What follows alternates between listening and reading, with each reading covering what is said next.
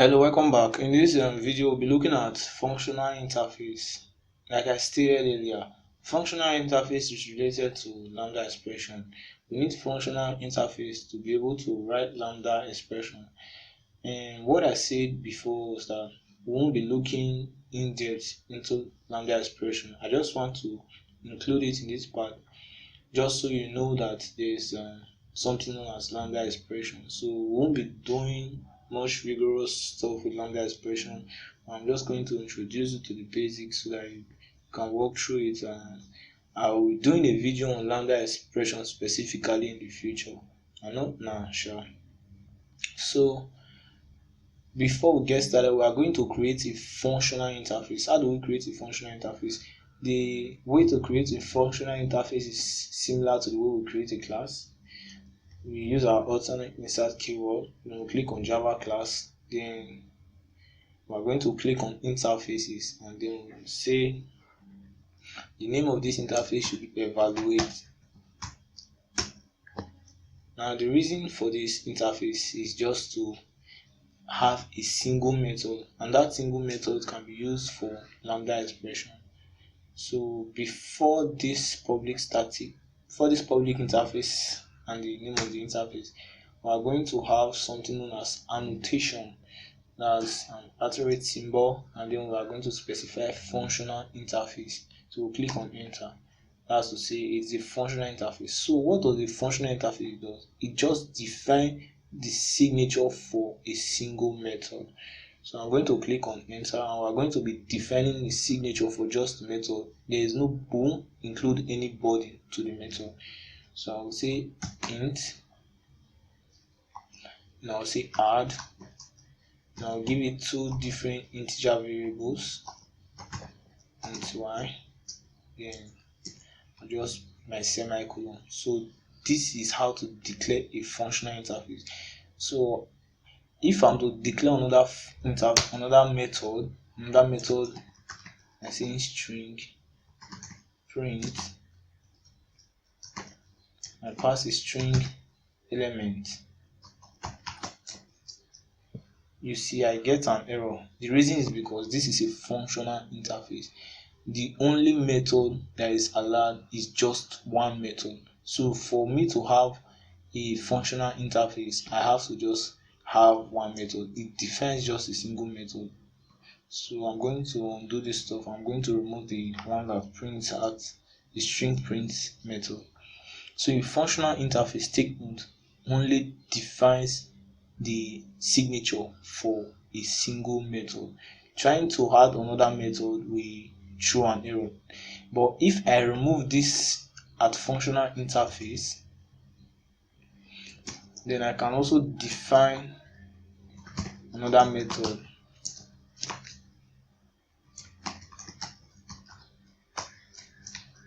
Just the signature. Now you can see that right now we don't have any error. So it's very important that if you are defining your own functional interface, you have to include the at functional interface, so that if you try yourself to change it in the future, you will have an error that tells you that this is a functional interface, in case you used it to declare a lambda expression inside of another class. Now there's something I'll have to point out. In the previous videos, we have been creating multiple classes inside of the same project, and inside of almost all of these classes we have the main method. In practice, when you are working with real projects, most times you just have a single main method, a single class that is the main class that runs the program. So we are going to be working with this evaluate interface inside from our main method.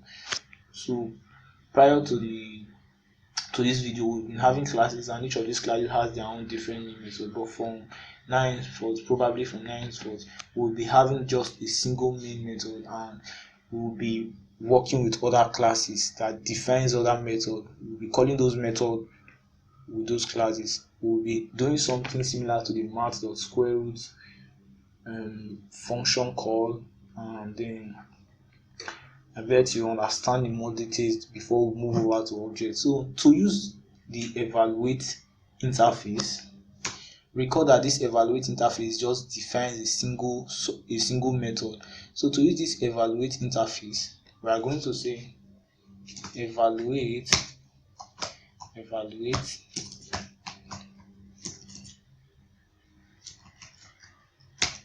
equals to new evaluate, and it's like just like the way we define the scanner class, we include a new keyword.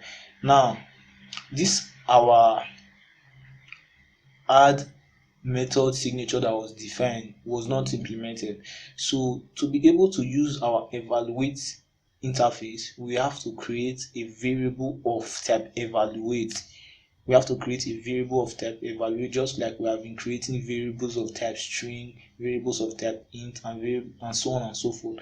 So we have to first of all create a variable of type evaluate, and we use the new keyword to create this variable of type evaluate. Now after creating it with the new keyword, we will be prompted with this block. This block is more like an anonymous class definition. Now we have to provide implementation for our add method here. So that's why IntelliJ automatically completed this stuff for us. Now they included an override, like I stated in the other tutorial, where when we looked at method overloading, I was quite replacing method overloading with method overriding. So this overriding, we are creating an object of evaluate, and we are overriding the initial add method that is inside of this evaluate interface, because we want to define our own implementation of the add method. So we just want to add these two values. So we are going to say return x plus y. Okay, that is it. And know that this is a variable declaration statement. So after the variable declaration statement, we have to add our semicolon. So I'll include our semicolon here, and we now have evaluate. Now to use our evaluate object, because it returns a value of type int, we can go ahead and say int x equals to evaluate dot add. Then we specify the two values we want to add. We can say 7 and then 5 or 6, sorry. Then I can print out the value of x by saying printing the value of x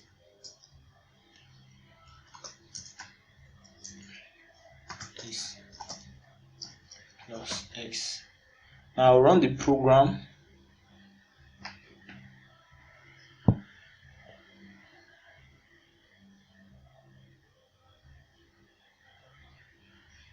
You can see the value of x is 13 has been printed out in our console. So this is how to use the functional interface. The functional interface, like I stated earlier, I'm repeating myself again, it defines the signature for just a single method, and you have to specify that it's a functional interface using the authority at functional interface annotation. Then when you declare a variable of that particular type of functional interface, you have to provide implementation for that method that has been defined, that method signature that has been defined inside of the interface. Then to use the interface, you have to use the variable dot the name of the method, then you pass the parameters. In this case, we have a parameter. I might also have I will declare another functional interface now, and I'll call that interface greeting, and just create again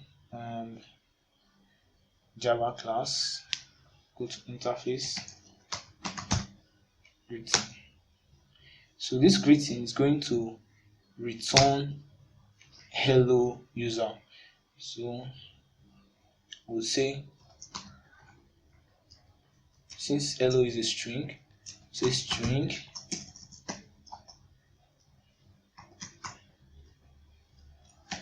greet, just our semicolon. This time, this method, this functional interface is defining. The method signature does not take in any parameter. So let's include our at functional interface. At functional interface, and we can go over to our main method. Now to use the greeting variable, to use the greeting interface, we have to create a variable of type greeting. So we say greeting greet. You can give it any name of your choice. It does not simply mean you have to give it greeting or you have to give it evaluate. I can just say greeting, and I'll say greet. Now equals to, we use the new keyword,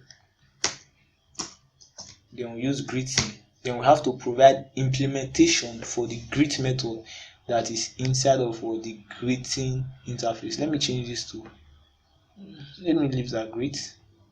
So instead of returning null, we have to return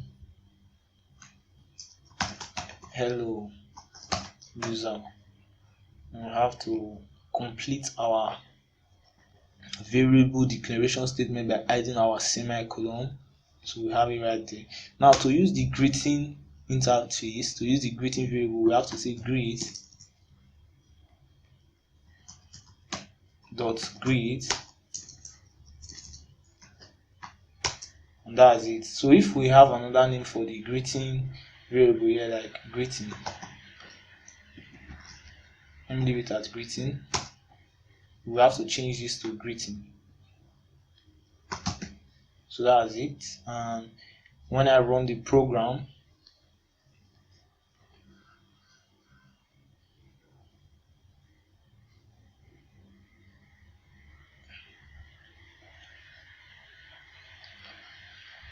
oh sorry, I failed to assign this to a string variable. So I'll say string greet equals to this, then I'll print as greet. So I'll run again.